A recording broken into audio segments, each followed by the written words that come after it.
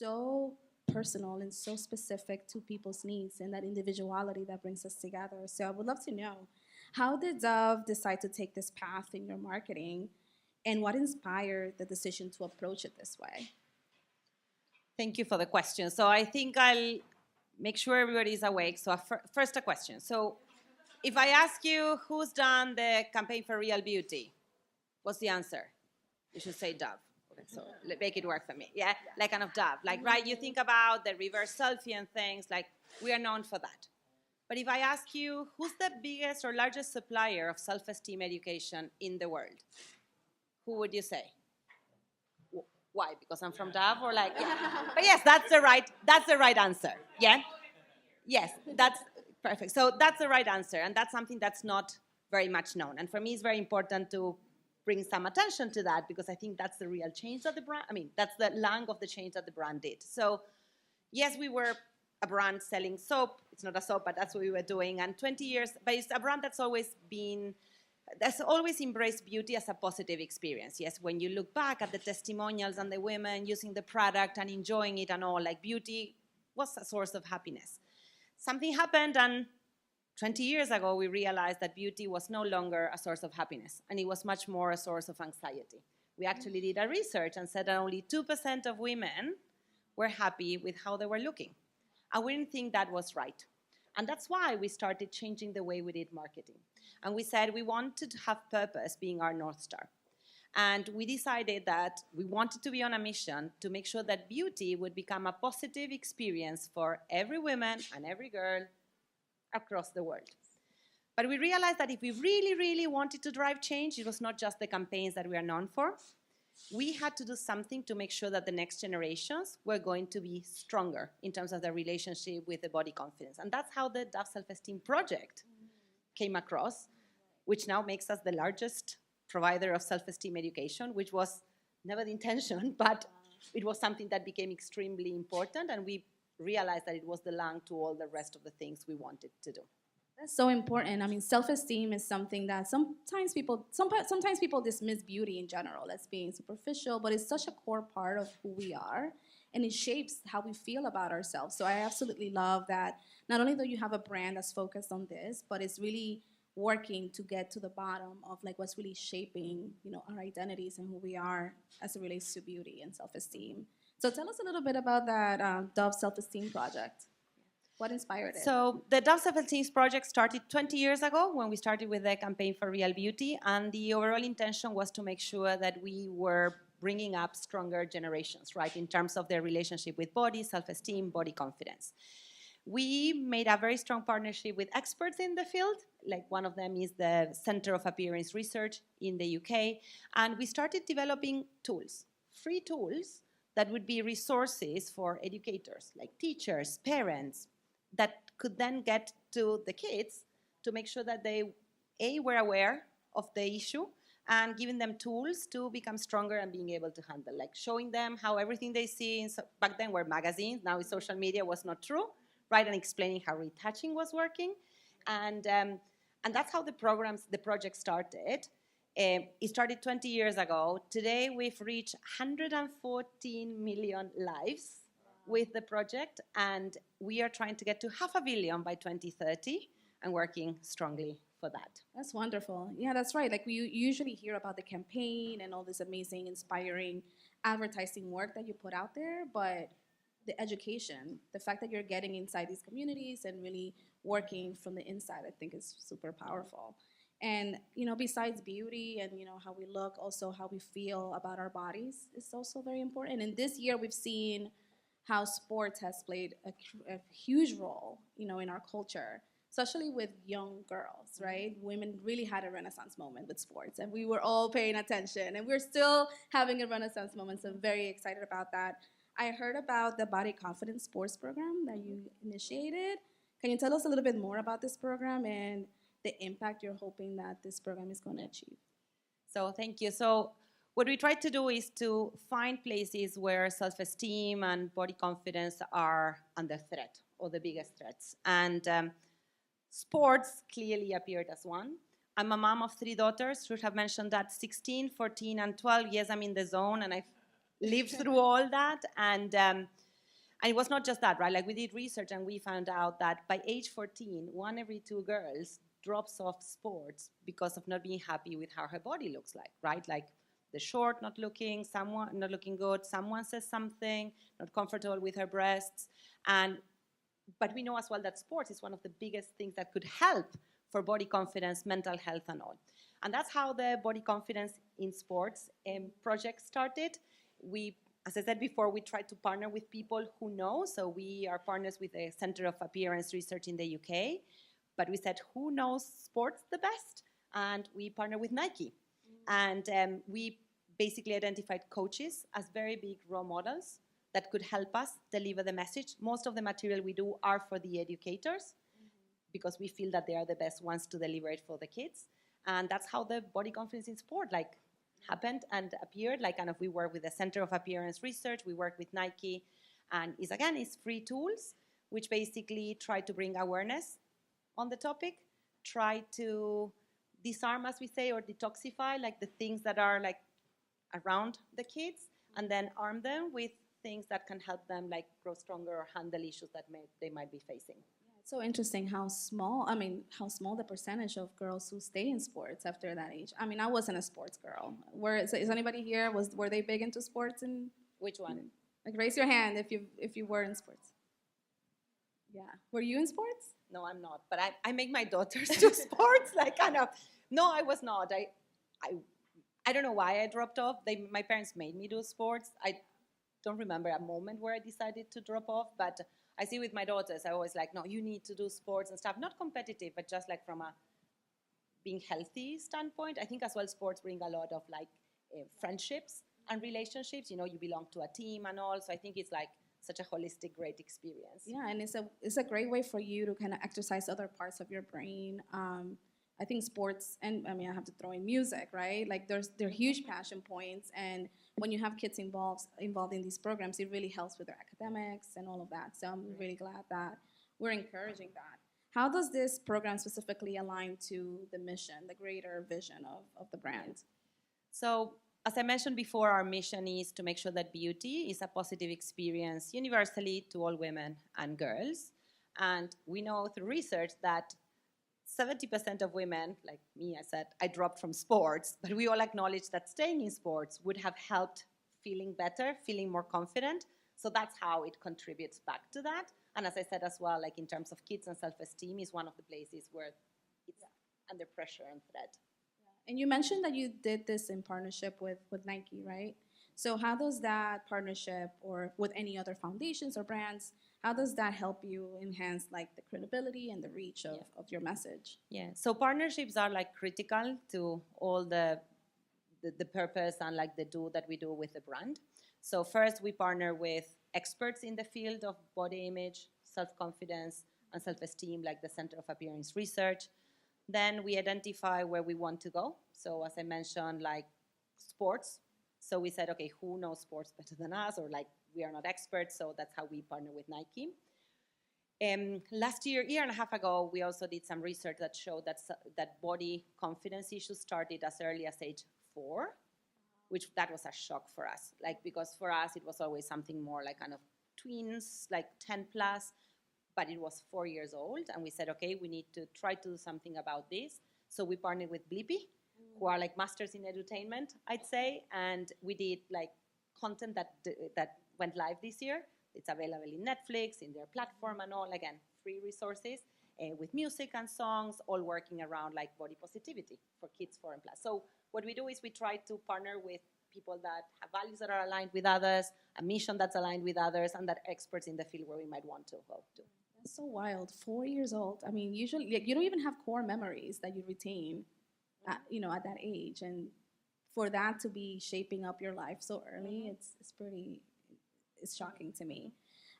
So of course, you're looking to affect young kids, and in the earlier session, I loved how the panelists had such a strong connection to their parents and their moms, and how there's, that relationship is pretty much what shapes what they do as well. So in your efforts to affect, these young minds, how do you work with parents as well in reaching them so that the message gets through as well? So parents are critical, and moms in particular are identified as a big source of like building this body positivity, body confidence, and all. And so we have a lot of tools, as I said, that they are like free, that are basically targeting teachers, other type of educators, coaches, but also parents.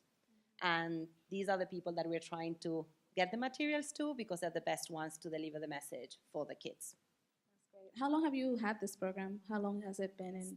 The overall DAF Self-Esteem Project, 20 years. Yeah. Which is... And the sports one? The sports one started a year and a half ago. Oh, okay. Yeah. Amazing. And how do you, of course, when you're telling that story to the young audiences and the parents and all of that, getting that message out is really important, and telling that story is really important. What role does content play in all of that? And how do you make sure that what you're saying and educating really resonates with the brand message too? Yeah. So first, we try to have clarity on the message. We work with the experts. I know it sounds repetitive, right? But they know what's going to really work. All the material we do is validated or clinically proven to say it touches alive, and we develop it with the audience in mind. Mm-hmm. So when you look at the 4+ content, which is blippy, it goes directly to the kids, is done in a certain way. Sports is shaped in a way that's going to resonate in the sport environment. We work as well with the Girl Scouts Association globally, and basically they take the content and they make it applicable to how they instruct their troops and leaders and all. So that's how we try to do it. All of us participate in workshops at the schools. So we, once per year, we do it more than once, but there's one day which is called DAF Day in October.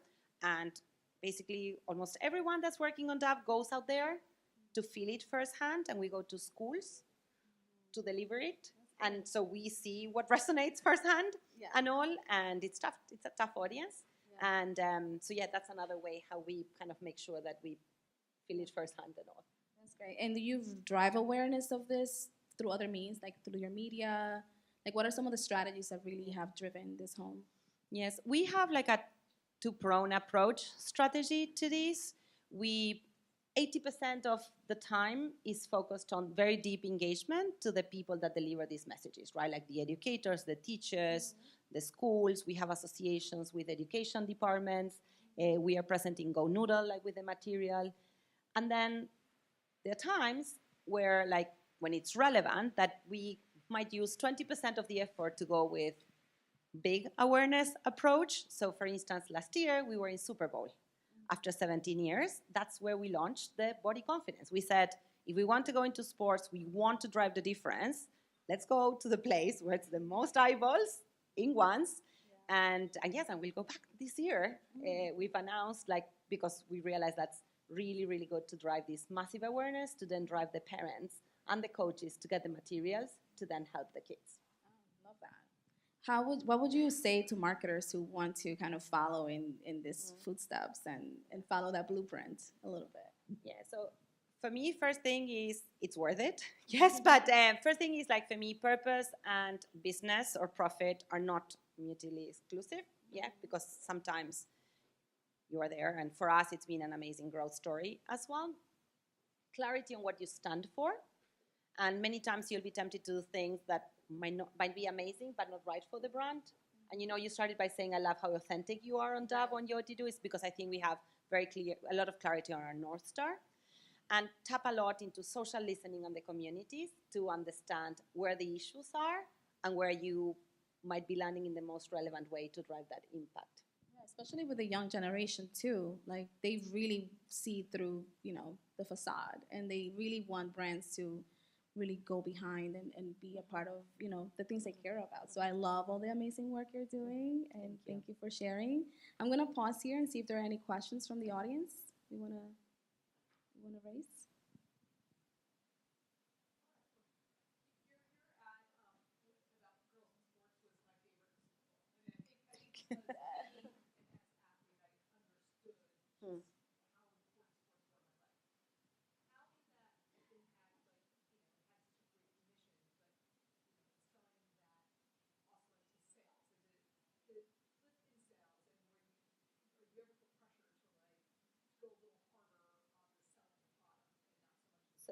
So look, I would be lying if I say there's not a sales associated to that. But we tried to keep messages very separate.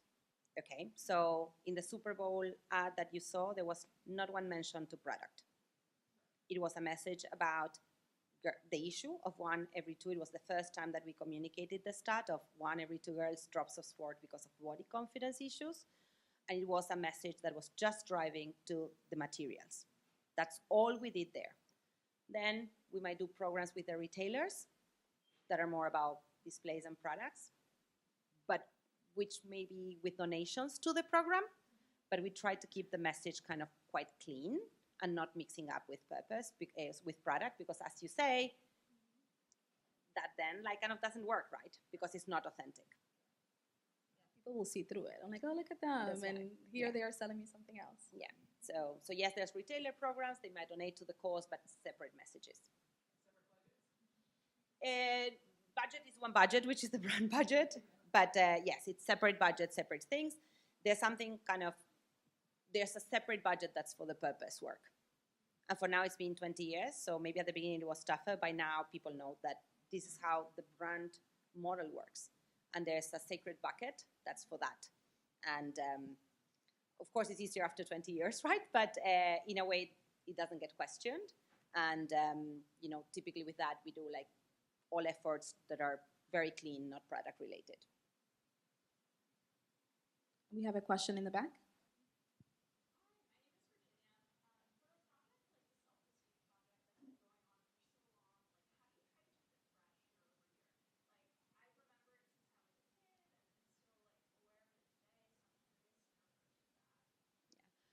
For me, it's always about that timely articulation of the timeless truth, right? So the timeless truth is there are issues with body confidence, how you relate with your body, and self-esteem. And how we keep it fresh is by bringing it in a timely way. So for instance, if you go back to the 20 years ago, the materials in the schools were showing the kids how Photoshop and retouching were showing images that were not true. 5 years ago, it was about reverse selfie, right? And showing how the filters on social. So same thing, but in a much more relevant way. Another way we do this is, as I said, identifying different places where self-esteem and body confidence are under threat. Sports, 4+, those were things that we were not doing before at all. So that's how we tried to do it. Again, like Sephora twins, right? All the girls were buying anti-aging products this year, like in the holidays last year. We went out with a campaign that was Face of 10.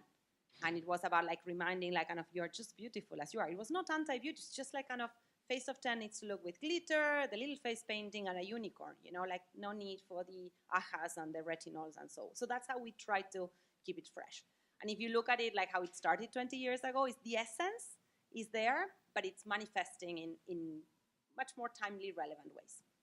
And I think that's the power of anchoring your purpose-driven work in something that's very powerful and timeless. And I mean, we're probably are always, I mean, the hope is that we don't, but there are always going to be issues with our young, kids seeing images of things that don't reflect who they are. Hopefully that changes. So I think you'll have a lot of work cut out for you. Yeah, even moving 20 forward. years later, kind of unfortunately, the 2% hasn't moved that much.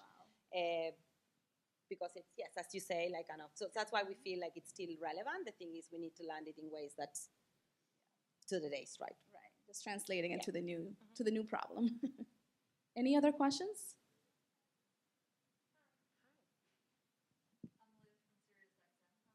Hi, very good.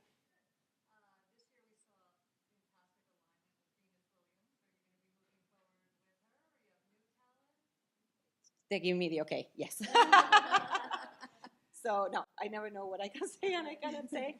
But yes, that's another thing we tried to do, and this is on purpose and to the point before on how we separate the messages and all.